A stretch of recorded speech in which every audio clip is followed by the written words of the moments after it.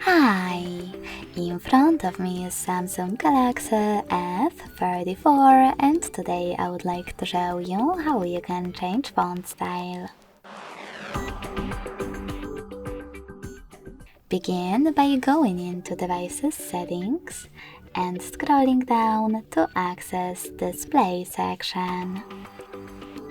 Now scroll down again. Click on Font Size and Style. Select Font Style and click on the best one for you. In my case, Gothic Bold.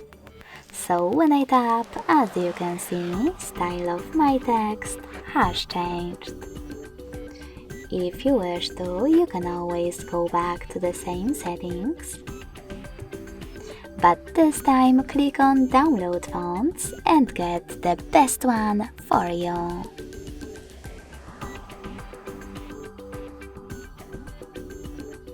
Now just go back to the same settings and to apply it, click on it.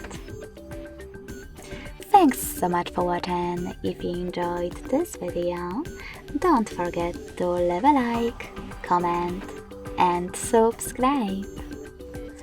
Bye!